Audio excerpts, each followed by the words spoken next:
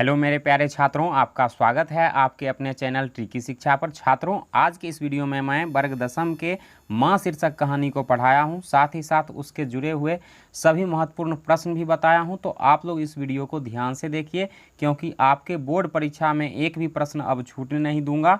और अगर आपने पहला अध्याय और दूसरा अध्याय नहीं पढ़ा है तो जा करके इस वीडियो के डिस्क्रिप्शन में भी लिंक मिल जाएगा, आप लोग उसको भी पढ़ सकते हैं। तो चलिए इस वीडियो को शुरू करते हैं। दोस्तों, सबसे पहले जानते हैं कि माँ क्या होती है। इस कहानी में आपको पता चल जाएगा। माँ जो होता है दुनिया में सबसे बड़ा, अगर किसी का योगदान है, सबसे बड़ा कोई हमारे लिए होता है तो वो माँ ही होती है। ठीक है, तो माँ कहानी के लेखक जो हैं वो कौन हैं? ईश्वर पेटलीकर हैं। पहला प्रश्न आप यहाँ से नोट डाउन कर लेंगे। ठीक है, कि माँ के लेखक कौन हैं? तो ईश्वर पेटलीकर। दूसरा पॉइंट यहाँ से नोट डाउन करेंगे कि ईश्वर पेटलीकर किस भाषा के कवि थे, किस भाषा के कथाकार थे? तो ये गुजराती भाषा के थे। तो यहाँ से आपका दूसरा पॉइंट बन गया, दूसरा आंसर। ठीक है, नेक्स्ट पॉइंट है कि इनकी प्रमुख रचना कौन कौन सी है? तो इनकी एक प्रमुख कहानी है खून की सगाई। इसे भी याद रखिएगा, बहुत इंपॉर्टेंट है, अक्सर परीक्षा में पूछा जाता है। इनकी प्रमुख कहानी है खून की सगाई। और इनका एक प्रमुख उपन्यास है जिसका नाम है काला पानी। याद रखिएगा, काला पानी उपन्यास है, खून की सगाई जो है ये कहानी है। ठीक है, नेक्स्ट की अगर बात करते हैं तो हिंदी अनुवाद इस कहानी का किसने किया है? तो गोपाल दास नागर ने किया है। ठीक है, गोपाल दास नागर ने इसको हिंदी में अनुवाद किया है। दोस्तों, ये जो कहानी है ये गुजराती भाषा में है और इसके लेखक ईश्वर पेटलीकर हैं, लेकिन इसको हिंदी में अनुवाद किया है गोपाल दास नागर ने। दोस्तों, थोड़ा सा इसका हम लोग परिचय जान लेते हैं। ठीक है, पाठ परिचय थोड़ा सा जान लेते हैं। तो प्रस्तुत पाठ में माँ एक विचार प्रधान कहानी है। ठीक है, इसमें कहानीकार जो हैं ईश्वर पेटलीकर जी, उन्होंने माँ की ममता को मार्मिक चित्रण किया है। माँ के लिए हर बच्चा समान तथा प्रिय होता है, किंतु माँ का प्रेम सबसे अधिक उस बच्चे के प्रति हो जाता है जो सबसे छोटा होता है, यानी जो अबोध होता है। माँ थोड़ा सा उस पर अत्यधिक ध्यान देती है। माँ की 4 संतान है। इस पाठ में आप पढ़िएगा, माँ को कितनी संतानें हैं? तो 4 संतानें हैं, जिसमें से 2 बड़े पुत्र हैं जो शहर में नौकरी करते हैं और एक बेटी जिसकी शादी हो चुकी है और दूसरी सबसे छोटी बेटी मंगू जो कि पागल है।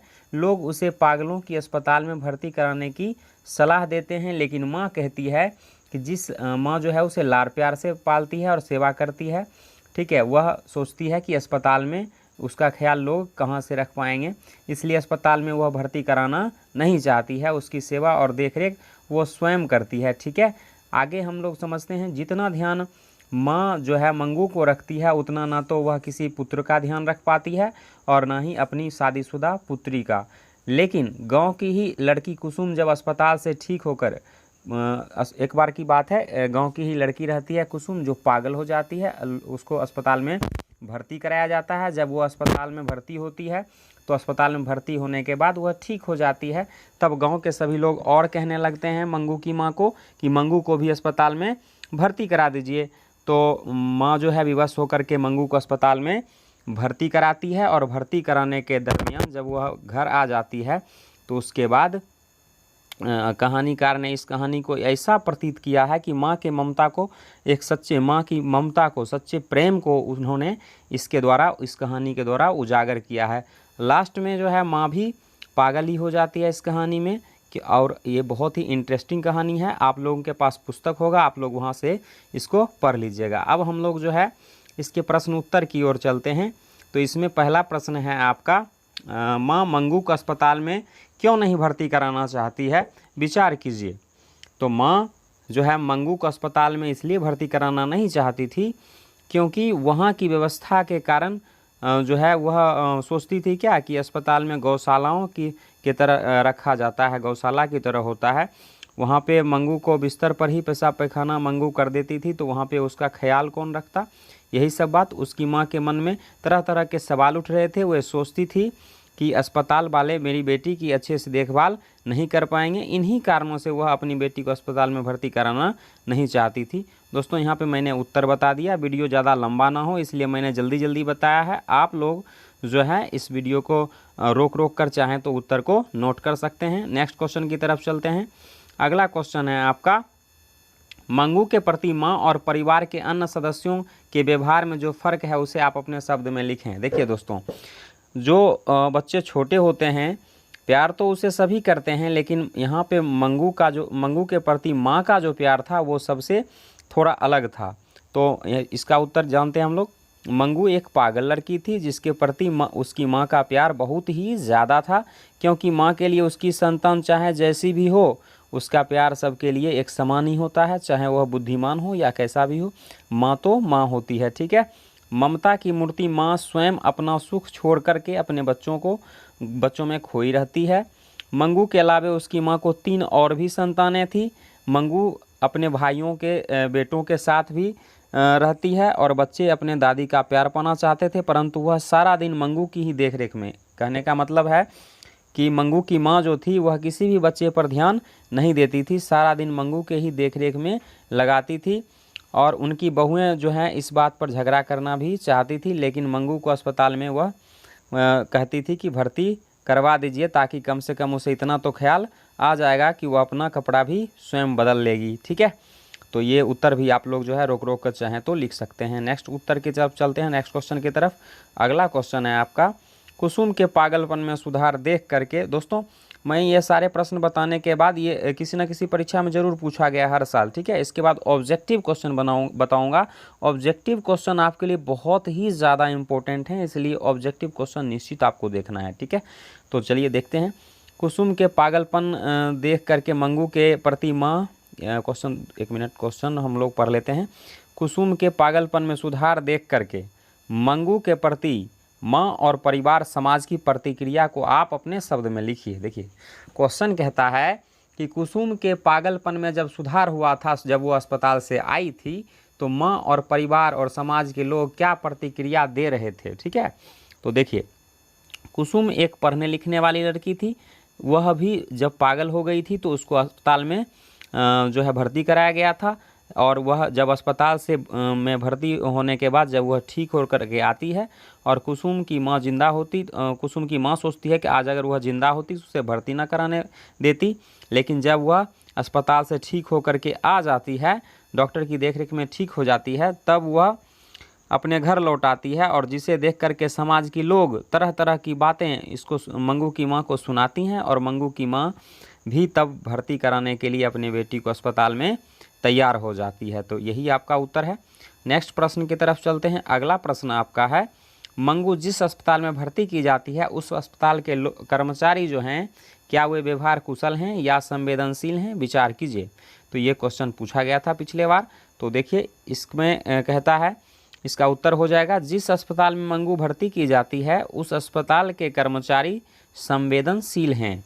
उनका काम ही मरीजों की सेवा करना है और उनके साथ अच्छे से व्यवहार करना है। अस्पताल वाले चाहते हैं कि मंगू की माँ घर चली जाए और उनकी बेटी को अच्छे से इलाज किया जा सके, परंतु माँ तो मन की बात भी जान लेती है। पागल का ऐसा स्वजन अभी तक नहीं आया है, ऐसा वहाँ के लोग देख रहे थे। एक अधेड़ परिचारिका ने अपनी बेटी को समझाने लगती है और उसका इलाज करने के लिए तैयार हो जाती है, ठीक है। तो यहाँ से आप इस उत्तर को नोट कर सकते हैं।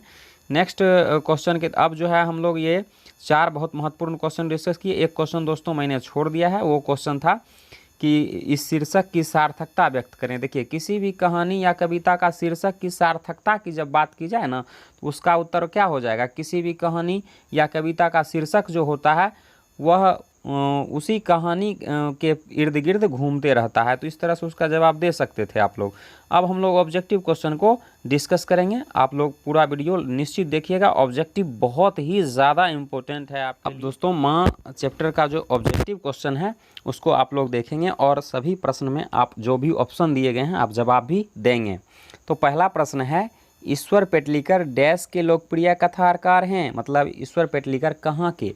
क्या वो तेलुगु के हैं या तमिल के हैं या गुजराती के हैं या कहाँ के हैं बताइए। तो आप लोगों को बताया गया था शुरू में ही कि वो गुजराती के यानी गुजरात के हैं ईश्वर पेटलिकर। तो इसका आंसर हो जाएगा ऑप्शन नंबर सी। चलते हैं क्वेश्चन नंबर 2 की तरफ। क्वेश्चन नंबर 2 है, खून की सगाई के लेखक कौन हैं? अभी तुरंत हमने बताया था आपको, खून के सगाई के लेखक कौन हैं? तो ईश्वर पेटलिकर जी हैं। ठीक है, तो इसको भी याद रखिएगा। और एक चीज़ और आप लोग बताइए, खून की सगाई क्या है, कहानी है या उपन्यास है, बताइए। तो हमने बताया था शुरू में, आप लोग कमेंट में बताइएगा। नेक्स्ट क्वेश्चन है, काला पानी की विधा है, यानी काला पानी क्या है, क्या निबंध है या आलोचना है या संस्मरण है या क्या है, उपन्यास है, बताइए आप लोग क्या होगा इसका राइट आंसर। तो इसका राइट आंसर होगा उपन्यास। आप लोग शुरू में देखिए हमने लिखाया है आपको कि काला पानी उपन्यास है और खून की सगाई क्या है दोस्तों, तो वो कहानी है। तो नेक्स्ट क्वेश्चन है क्वेश्चन नंबर 4 है, माँ कहानी का अनुवाद किसने किया है। तो माँ कहानी का अनुवाद गोपाल दास नागर जी ने किया है। इसका option number A right answer होगा। फिर आगे क्वेश्चन है क्वेश्चन नंबर 5, मंगू के कितने, सॉरी दोस्तों यहाँ गलत क्वेश्चन है, मंगू के माँ के कितने बच्चे थे, ऐसा होना चाहिए, मंगू के माँ को कितने बच्चे थे। तो मंगू के माँ को कितने बच्चे थे, तो 2 बेटे तो बाहर काम करते थे और एक बेटी थी कम्मू और ये छोटी मंगू, कुल मिलाकर कितने थे, 4। तो option number D right answer हो जाएगा। क्वेश्चन नंबर 6 की तरफ चलते हैं। क्वेश्चन नंबर 6 है, किस कहानी की मुख्य पात्र, मंगू जो है किस कहानी की मुख्य पात्र है दोस्तों। ढाते विश्वास की तो लक्ष्मी थी, ठीक है, यहाँ पे तो इसका राइट आंसर माँ हो जाएगा क्योंकि आप लोग माँ ही पढ़ रहे हैं, ठीक है। माँ कहानी की प्रमुख पात्रा मंगू थी, प्रमुख पात्र, ठीक है। नेक्स्ट क्वेश्चन है, मंगू जन्म से ही क्या थी। तो जन्म से पागल थी, बिल्कुल सही, और गूंगी भी थी, ये भी सही, यानी इसका आंसर हो जाएगा ए और बी दोनों सही, इसलिए option number C right answer होगा। क्या होगा, ए और बी। नेक्स्ट क्वेश्चन है, मंगू के डैश भाई थे। तो मंगू के 2 भाई थे, 2 भाई और 2 बहन थी मंगू, तो इसका आंसर हो जाएगा ऑप्शन नंबर ए।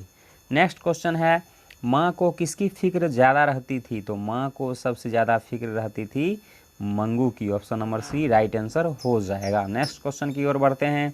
अगला क्वेश्चन है, अगहन का महीना माँ जी के लिए क्या था। तो अगहन का महीना का माँ बहुत दिन से इंतजार कर रही थी, तो इसका आंसर हो जाएगा ऑप्शन नंबर ए शुभ था, शुभ था, ठीक है। नेक्स्ट क्वेश्चन है, माँ जी अस्पताल को क्या समझती थी। तो माँ जी का मानना था कि अस्पताल जो है वह गौशाला की तरह होता है, option number A right answer होगा। अगला क्वेश्चन है क्वेश्चन नंबर 12, मंगू की कितनी बहनें थी। तो देखिए दोस्तों, अगर क्वेश्चन पूछा जाए मंगू कितनी बहनें थी तब तो होगा 2, मंगू 2 बहन थी, बड़ी बहन का नाम था कम्मू और छोटी मंगू। लेकिन क्वेश्चन क्या पूछा है, मंगू के कितनी बहन थी, एक तो मंगू हो गई, एक ही मंगू की बहन थी, तो option number A right answer हो जाएगा। तो इस तरह से आप लोगों ने इंपॉर्टेंट ऑब्जेक्टिव क्वेश्चन को भी देखा, इंपॉर्टेंट सब्जेक्टिव क्वेश्चन को भी देखा और साथ ही साथ इस चैप्टर का कॉन्सेप्ट भी समझा। अगर आप लोगों को कहीं फिर भी समझ में नहीं आई है तो एक बार दोबारा इस वीडियो को देख लें और हो सके तो आप इस चैप्टर को एक बार पढ़ भी लें।